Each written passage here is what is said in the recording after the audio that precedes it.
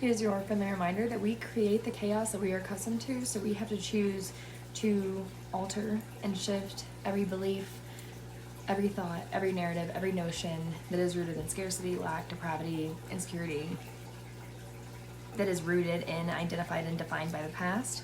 And we get to step into consciously, decisively, we get to intentionally choose what we think, what we believe, what we act on, how we speak, how we breathe. We can live with more intention and more presence, intimate present, so that we can be viscerally and vividly in the moment.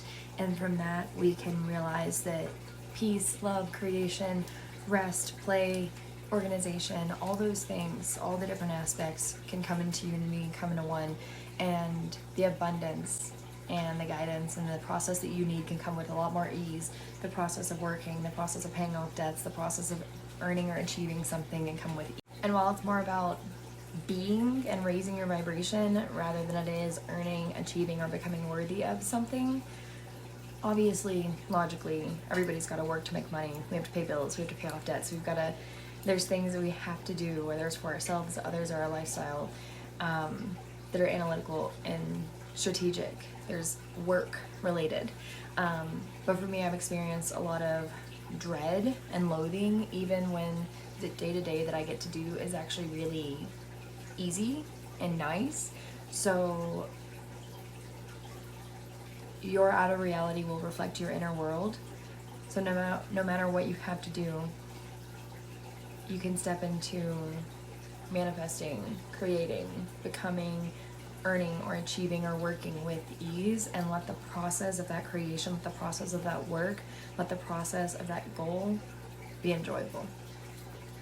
But if you are accustomed to scarcity, depravity, loathing, if you are accustomed to dreading your day-to-day, dreading work, dreading social interactions, if you're accustomed to dreading your bills, etc., you will create more of that.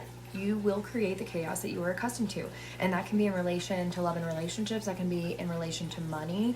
You know, if you've heard about the baseline of what we allow ourselves, like our emotional internal temperature, we have a certain temperature for the level of love that we're willing to tolerate, the level of money we're willing to have.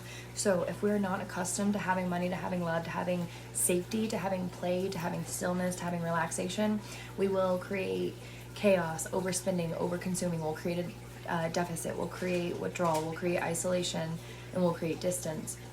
So every single aspect of your life, any conflict that you're experiencing can teach you something, and it goes back to where you're operating and creating your reality from. And it's very intentional to be very, very deliberate with your word. I think the Four Agreements or The Alchemist, one of the books that I've read before, talks about being very deliberate with your word, and I'm all about that, being intentional with your word, being intentional with how you think.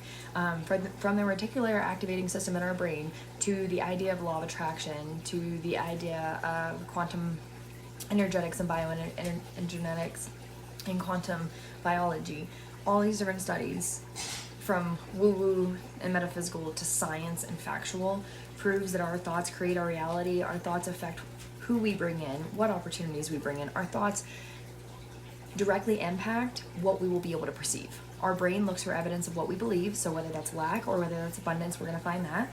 And our thoughts also biologically affect our body. So our body will reflect in health or in disease the way that we think, the dysfunction or the order in the alignment to which we think. Half the times I wake up indecisive and not knowing exactly what to do, and I can relate that to the fact that while I've made a lot of transitions and transformations, I've constantly grown and been progressing in my life, I never really set a goal and worked towards it in a strategic, ritualistic, routine way.